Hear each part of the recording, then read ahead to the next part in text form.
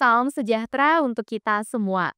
Salam kenal, saya Sophia Hadinimar Aung, dosen tetap Prodi S1 Sistem Informasi, Fakultas Informatika Universitas Microskill.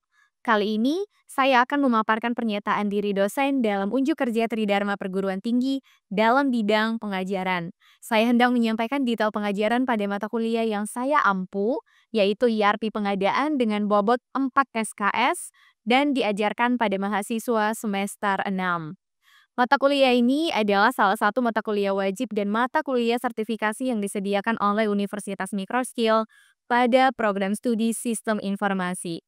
Pada mata kuliah ini, mahasiswa mempelajari proses pengadaan eksternal dengan menggunakan aplikasi SAP ERP Central Component, sebuah software ERP terkemuka dan banyak digunakan di industri.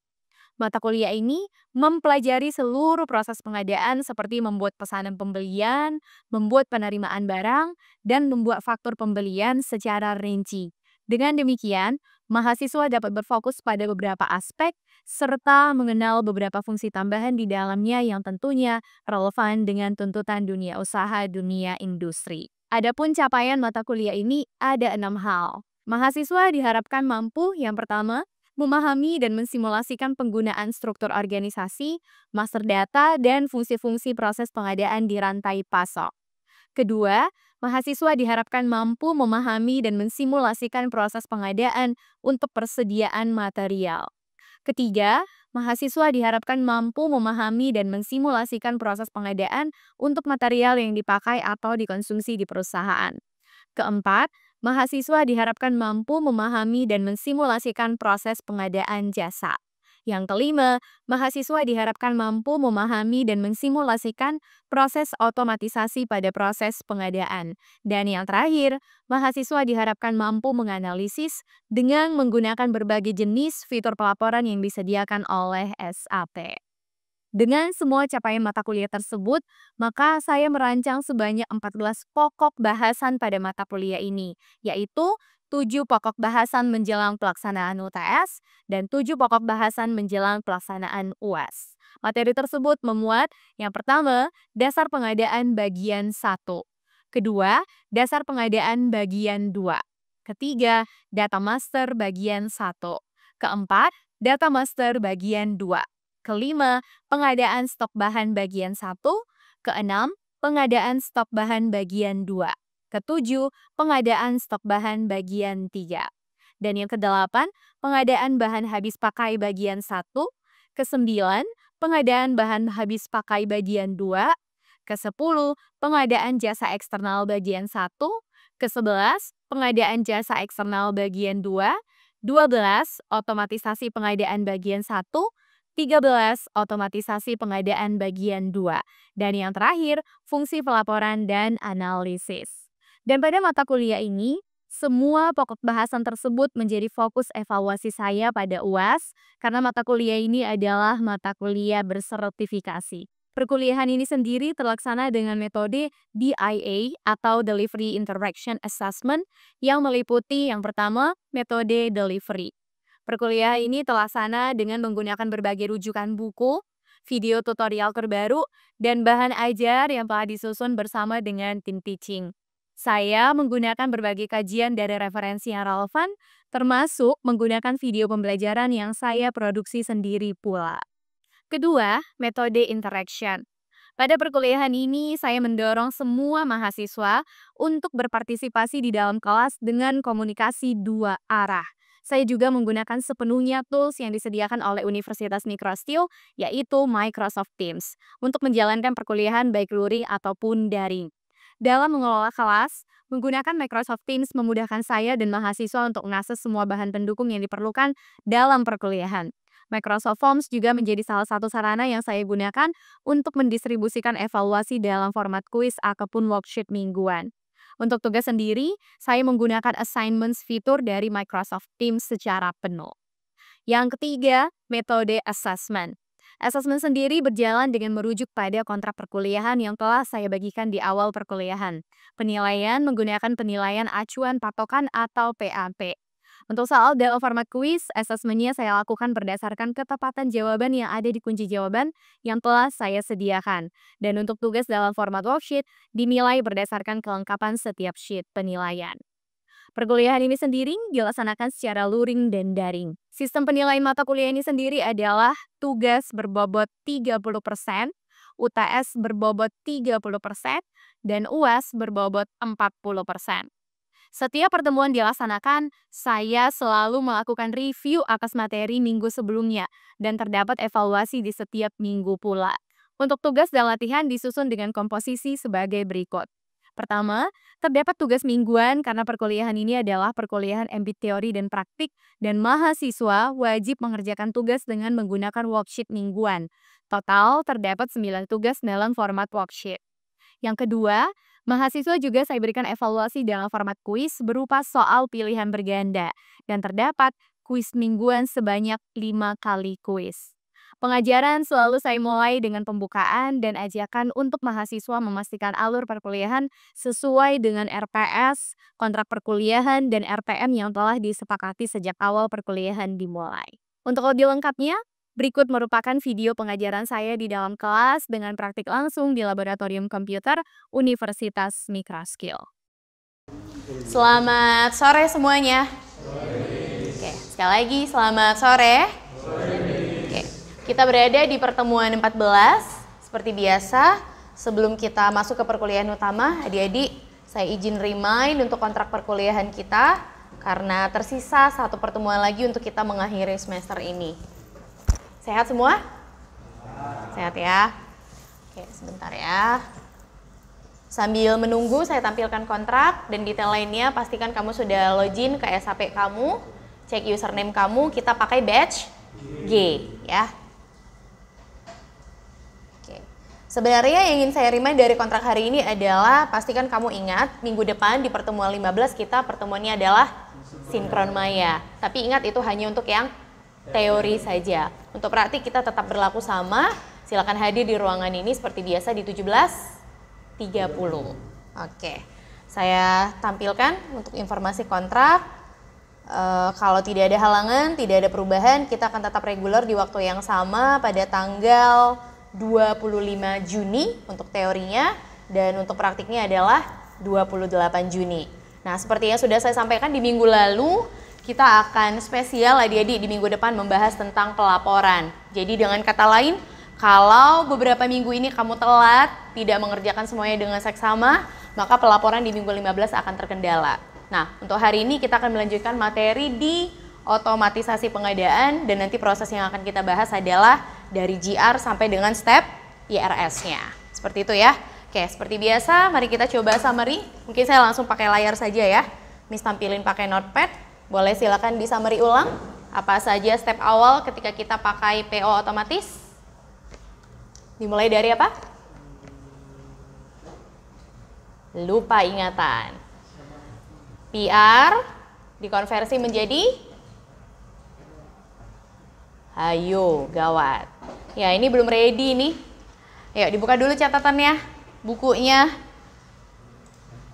Yang sudah buka partisipan handbook berada di halaman 462.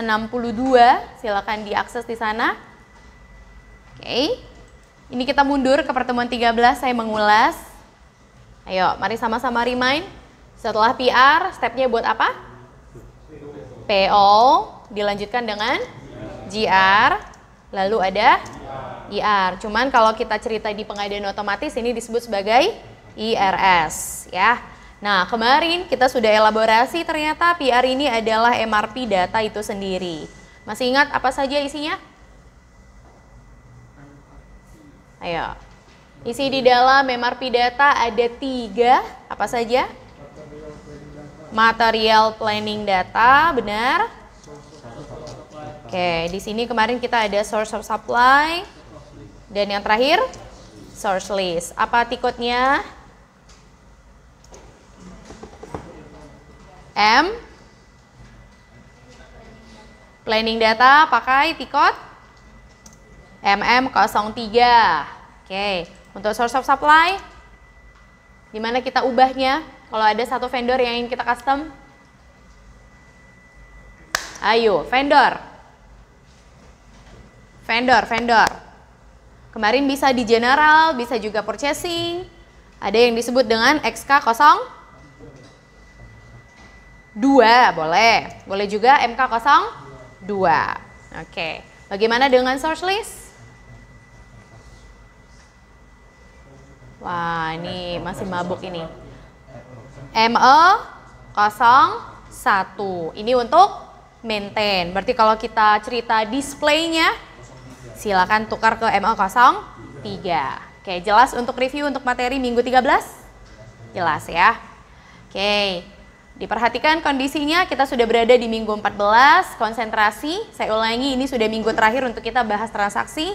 Minggu depan semuanya sudah reporting, jadi jangan ada yang tertinggal. Nah, sekarang saya minta Anda untuk coba catatkan list vendor yang akan kita pakai pada hari ini. Yang mungkin sebenarnya minggu lalu juga sudah kamu bahas sebagian, sudah dicatatkan, tapi karena ada beberapa orang di antara kamu yang pindah posisi, saya mohon untuk di taking note kembali. Oke, boleh mohon dicatatkan, kita akan pakai vendor di TDSK. Saya tampilkan di layar, boleh lihat yang saya highlight kuning. TDSK 500 DG pagar-pagar. Oke, ini sama bagi yang kemarin. Tapi bagi yang berpindah coba dicatat lagi. Dan untuk materialnya kita pakai yang baru juga. Mungkin ada yang sudah hilang. Ini coba dicatatkan dua dulu. Ada TDSM 500 CG pagar-pagar. Oke. Dan sementara itu dulu, nanti kita mungkin akan muter-muter lagi pakai di DG pagar-pagar. Sekarang silakan taking note dulu pakai yang CG. Clear ya? Oke, sip. Saya rasa itu saja. Mari kita coba baca dulu sedikit step dari automated procurement process yang kemarin juga sudah kita bahas pada Selasa lalu di kelas teori. Jadi kalau kita periksa nih, adik-adik sekalian, Miss kemarin sudah tunjukkan slide ini. Bahkan kalau di kelas ini kemarin slide-nya berwarna, benar ya? Oke, syaratnya gampang aja. 3 minggu kita belajar pengadaan otomatis, sebenarnya dasarnya slide ini saja. Jadi kalau ditanya syaratnya apa, yang tadi yang sudah kita summary itu, ada planning data, ada source of supply, dan yang terakhir adalah source list. Itu disebut sebagai syarat wajib atau prerequisites. Ini wajibnya. Jadi kalau ada pertanyaan, apa yang disetel di syarat wajib ini? Yang kemarin, automatic PO itu. Tinggal buka saja tab purchasing, baik itu untuk vendor ataupun untuk material. Dan untuk syarat pertama. Nah, pindah ke basis. Di basis ternyata adik-adik kemarin ada 2 pengecualian. Boleh loh Miss, kita punya banyak permintaan. Kita tampung itu di dalam PR. Tapi SAP punya planningnya sendiri. Kemarin ada 2 planning ya. Benar ya? Ada 2 pengecualian. Masih ingat apa saja? Kalau ada material yang bermasalah, ternyata tidak ada vendornya. Itu dibuang. Apa sebutannya? Atau semuanya dimasukin, Miss? Ya, ada exclude, item, with, error. Satu lagi? Ya, benar. Paham ya? Berarti boleh dimasukin semua ke dalam PR, kalau ada error dibuang. Tapi ada case di mana satu saja error, semuanya akan diblok. Clear ya? Itu yang dijelaskan di dalam materi kita. Jadi saya rasa setelah kamu dapat gambaran di teori, hari ini itu akan semakin mantap. Kita tinggal closing, selesai semuanya IRS. Begitu ya? Itu capaian pada sore hari ini, sore sampai nanti kita mengakhiri di pukul 7 malam. Dan paling tidak nanti kita akan create minimal 1 PO. Tapi kesimpulannya, 1 PR bisa dipecah menjadi banyak PO? Bisa banget. Begitu ya? Oke. Saya rasa seperti itu, silakan semua cek partisipan handbooknya. Kita moving ke exercise 24. Saya izin duduk agar praktiknya bisa saya jalankan dari device saya. Jangan ada yang tertinggal ya. Kalau butuh bantuan panggil kakak asistennya. Logistics, materials management. Masih main-main di material requirement planning. Sudah? Pilih di dalam MRP. Saya ulangi, kita sekarang berada di tab Evaluation. Oke, maka yang akan kita jalankan dalam kasus ini Perhatikan ya. Tadi kamu sudah berada di MD04. Nah, itu kan untuk satu material. Miss, kayak mana kalau ceritanya banyak material? Ini yang saya mau tunjukkan saat ini. Maka kamu akan jalankan di MD07. Paham ya? Jadi kebetulan contoh kita sempatnya satu material. Sebenarnya kalau dari kasus kan diminta 2. Nah, kalau lebih dari 1 atau dalam jumlah banyak, pakailah MD07. Itu saja. Jadi mohon itu ditandai dulu. Nah, sekarang kalau untuk planning PR ke PO-nya, kita mundur dulu adik-adik. Kita tinggalkan yang si MRP, kita masuk ke dalam purchasing. Jadi saya kasih catatan tambahan biar kamu nggak lupa ya. Purchasing, ambil di dalam PO, bukan PR lagi, karena PR-nya udah jadi, nak. Meskipun kita tidak pernah buka halaman PR, ngerti nggak maksudnya? Karena PR-nya dikonversi dari MRP. Tapi Miss, dulu sebelum UTS kan kita pakai PR manual. Iya, masih tetap bisa itu kamu pakai, tinggal gunakan saja ME51N. Itu kemarin topik UTS kalian. Nah, untuk kali ini skip bagian itu, kita masuk ke PO-nya, berarti kamu akan menggunakan pilihan yang konversi otomatis. Kalau dalam kasus ini adik-adik, di sini ada tombol create, benar ya? Benar ya? Yang mana kira-kira yang saya jalankan? Ya, yang mana? Dari material, purchasing, PO, create, expand ya. Karena halaman create itu ternyata banyak banget. Bahkan di pertemuan 1, 2, 3 Miss jelasin mau buat PO yang unknown atau tidak Miss gitu ya. Nah, sekarang bukan cerita vendor unknown atau vendor known lagi. Bahkan sudah ada cerita konversi by PR. Berarti tiketnya adalah ME59. Apa kira-kira bedanya dengan 58? Menurut kalian, ini tebak-tebakan aja dulu. Kalau yang ME59 kan berarti PR-nya ada dulu baru bisa dikonversi. Kalau 58?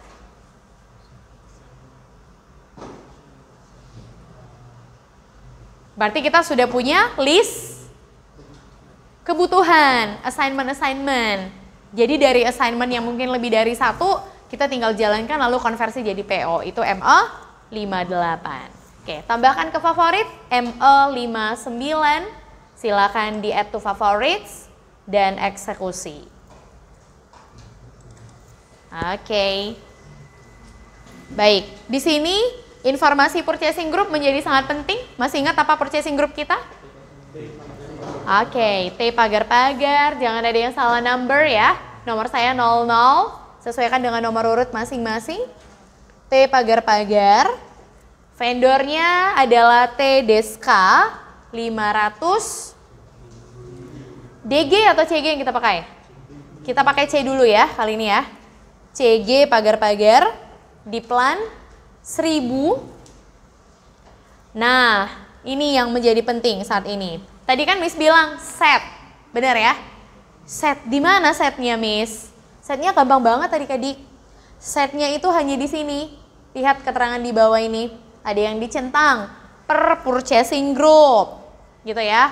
Per plan. Tapi kalau di buku kita dia bilangnya set PR-nya ke angka 2. Yang mana itu kira-kira?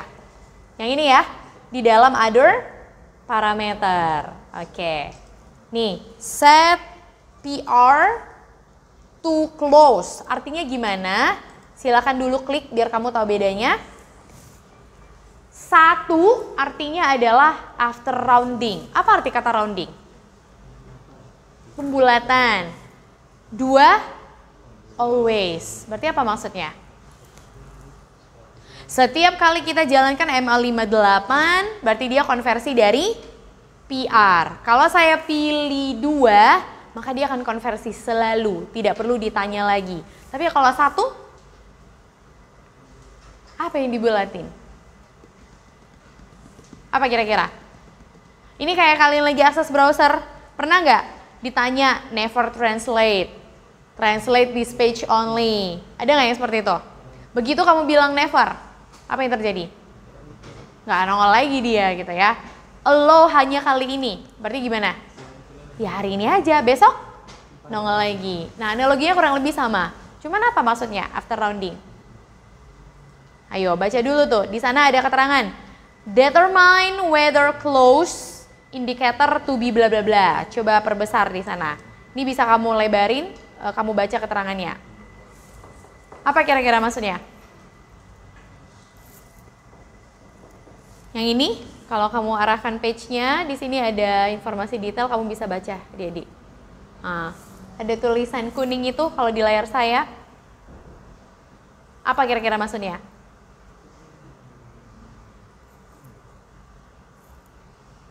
Ada terpikir sesuatu? Ada yang kalian pikirkan? Apa yang dibulatin? Apa yang di rounding? Ada nggak kepikiran? Saya ulangi ya, yang mau kita konversi yang mana? Pengadaan yang ke vendor, CG, pagar-pagar. Benar ya? Oke. Dalam hal ini akan menjadi PO yang baru yang ditempatkan di company code 1000. Lalu status parameternya adalah set close rounding. Contohnya, kalau tadi kita oper ke dalam 2. Yang diminta punya kita 2 atau 1? 2. 2 itu tadi? Always. Nah, sekarang pertanyaan saya 1 itu apa?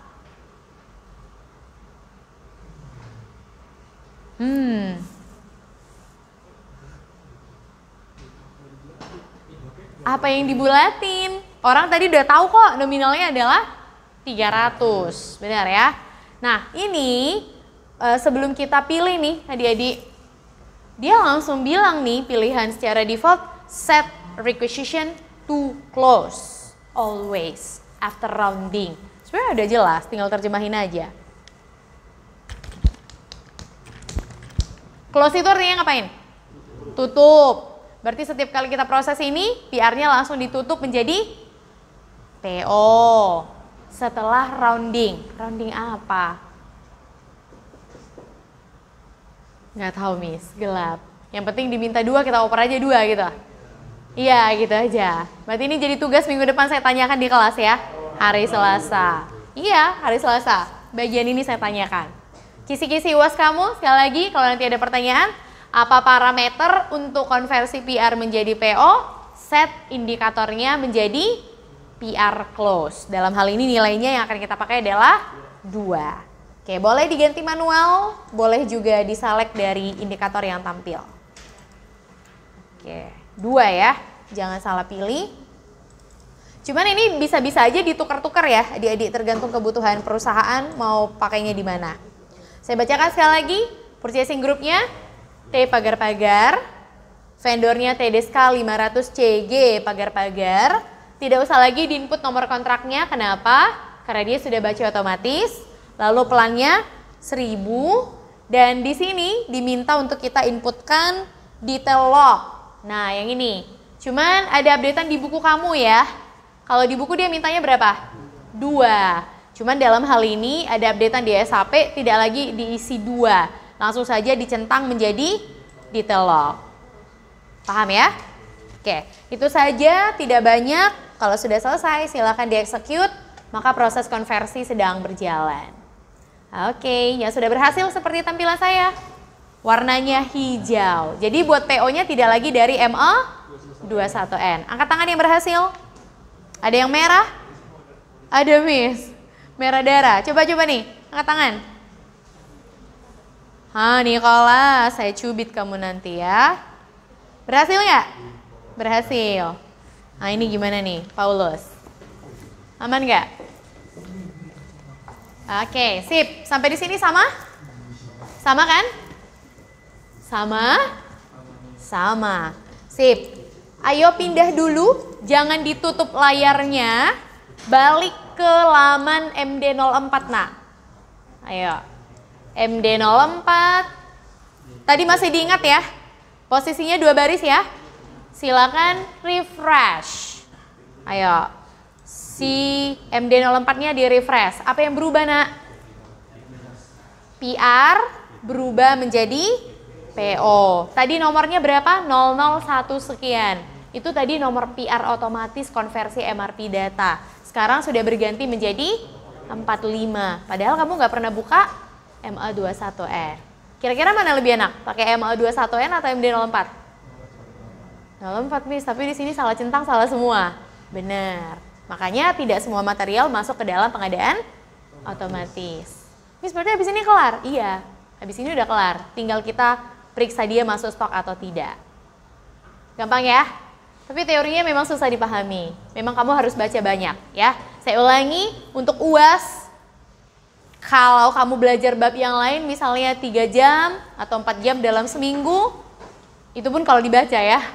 Yang ini dibacalah lebih dari itu ya. Karena automatic PO agak berbeda konsepnya. Seperti PO biasa, bisa nak, sama banget. Dan ini akan menjadi PO structure. Paham? Oke, tugasnya. Balik lagi ke tugas. Tampilkan status PO yang sudah di-invoice. Clear? Clear. Ada yang mau ditanyakan? Tidak ada, mudah sekali. Itu saja, pas banget kita akhiri ya. Jadi, untuk tugas minggu ini dikerjakan seperti timeline biasa, berarti pakai batch H. Saya akan berikan detailnya nanti di minggu depan. Uraian-uraian yang sudah kamu kerjakan pada hari ini akan saya periksa lagi. Jadi mohon diselesaikan semuanya, dan untuk feedback dari batch G ini nanti juga setelah kelas akan Miss periksa. Benar-benar nggak udah masuk 300 atau tidak. Jangan-jangan di sini baru 5 atau 10 orang saja. Paham ya? Oke. Apa Paulus, silakan. Always itu berarti kalau misalnya kan always contohnya misal Miss kan beli barang gitu misalnya dia ajukannya 30 misalnya Ya. 30. Terus Miss bentar, aku baca sekali lagi sambil baca ya Miss. Dia buka ChatGPT ini. Bukan. Iya. Bukan. Oke. Masa permintaannya kan cuma nggak sampai 30 misalnya terus kan di situ 30 misalnya 32, terus yang Miss pesan itu cuma 20, tapi itu ketika Miss pesan 20 itu langsung di close, tapi itu kan always Bener. Nah tapi kalau yang tadi After rounding itu misalnya contoh kan tadi 30, terus Miss pesannya misalnya 29 misalnya. Ya, ganjil ya. Ya ganjil 29. Terus ketika habis pesan 29 itu langsung dikasih pembulatannya, maksudnya langsung meskipun PO-nya nggak maksimal 30 tapi langsung di close. Dinaikin jadi 30, ya benar. Oke, nanti di hari Selasa saya jelasin lagi. Ini dia nyelamatin kalian ya. Oke, berkurang tugasnya ya. Tapi nanti hari Selasa saya jelasin karena memang belum kita bahas secara teoritis. Oke? Jelas ya semuanya ya? Oke?